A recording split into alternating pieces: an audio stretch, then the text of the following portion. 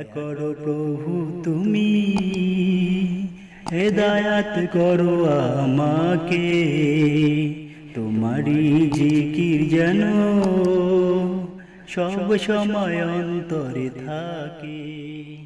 সুবহানাল্লাহ আলহামদুলিল্লাহ, সুবহানাল্লাহ আলহামদুলিল্লাহ, লা ইলাহা ইল্লাল্লাহ।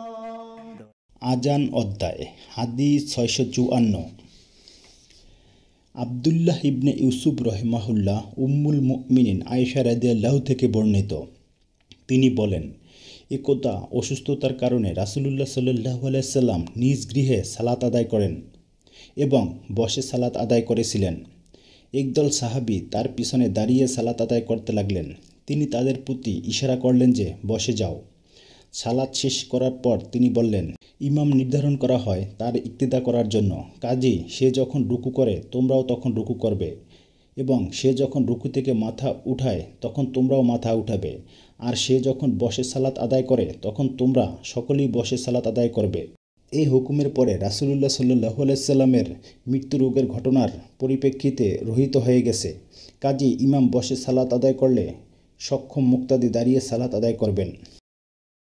আজান অধ্যায়। হাদিস 655। আব্দুল্লাহ ইবনে ইউসুফ রহিমাহুল্লাহ আনাস ইবনে মালিক রাদিয়াল্লাহু থেকে বর্ণিত যে একবার রাসূলুল্লাহ সাল্লাল্লাহু আলাইহি সাল্লাম ঘোড়ায় সওয়ার হন, এরপর তিনি তা থেকে পড়ে যান। এতে তার ডান পাশে একটু আঘাত লাগে। তিনি কোনো এক ওয়াক্তের সালাত বসে আদায় করছিলেন। আমরাও তার পিছনে বসে সালাত আদায় করলাম। সালাত শেষ করার পর তিনি বললেন, ইমাম নির্ধারণই করা হয় তার ইক্তেদা করার জন্য, কাজেই ইমাম যখন দাঁড়িয়ে সালাত আদায় করে তখন তোমরাও দাঁড়িয়ে সালাত আদায় করবে। সে যখন রুকু করে তখন তোমরাও রুকু করবে। সে যখন উঠে তখন তোমরাও উঠবে। আর সে যখন সামিআল্লাহু লিমান হামিদা বলে তোমরা তখন রাব্বানা ওয়ালাকাল হামদ বলবে। আর সে যখন বসে সালাত আদায় করবে তখন তোমরা সবাই বসে সালাত আদায় করবে। আবু আবদুল্লাহ ইমাম বুখারী রহিমাহুল্লাহ বলেন, হুমায়দি রহিমাহুল্লাহ বলেছেন যে যখন ইমাম বসে সালাত আদায় করে তখন তোমরাও বসে সালাত আদায় করবে। রাসূল সাল্লাল্লাহু আলাইহি সাল্লামের নির্দেশ ছিল পূর্ব অসুস্থকালীন। এরপর তিনি বসে সালাত আদায় করেন এবং সাহাবীগণ তার পিছনে দাঁড়িয়ে সালাত আদায় করেছিলেন, কিন্তু তিনি তাদের বসতে নির্দেশ দেননি। আর রাসূলুল্লাহ সাল্লাল্লাহু আলাইহি সাল্লামের আমলের মধ্যে সর্বশেষ আমলই গ্রহণীয়। আজান অধ্যায়। হাদিস 656।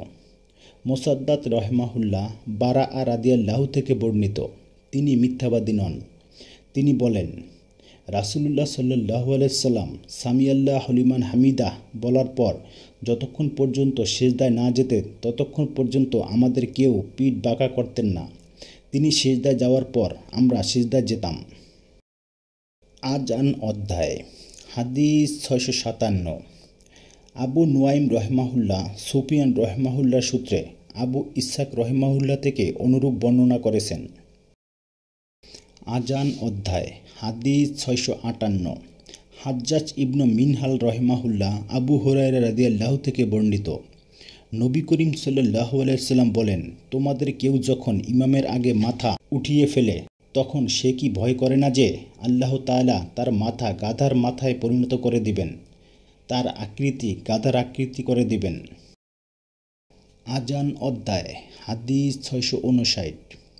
ইব্রাহিম ইবনে মুনজিয়ার রহিমাহুল্লাহ আব্দুল্লাহ ইবনে উমর রাদিয়াল্লাহু থেকে বর্ণিত, তিনি বলেন যে রাসূলুল্লাহ সাল্লাল্লাহু আলাইহি সাল্লাম এর মদিনায় আগমনের পূর্বে মুহাজিরগণের প্রথম দল যখন কুবা এলাকার কোনো এক স্থানে এলেন তখন আবু হুজাইফা রাদিয়াল্লাহু এর আজাদকৃত গোলাম সালিম রাদিয়াল্লাহু তাদের ইমামতি করতেন। তাদের মধ্যে তিনি কুরআন সম্পর্কে অধিক অভিজ্ঞ ছিলেন। আজান অধ্যায়। হাদিস 660। মুহাম্মদ ইবনে বাশশার রহিমাহুল্লাহ আনাস ইবনে মালিক রাদিয়াল্লাহু থেকে বর্ণিত, নবী করিম সাল্লাল্লাহু আলাইহি সাল্লাম বলেছেন, তোমরা শোনো ও আনুগত্য প্রকাশ করো। যদিও তোমাদের উপর এমন কোনো হাবশীকে আমি নিযুক্ত করা হয় যার মাথা কিসমিসের মতো,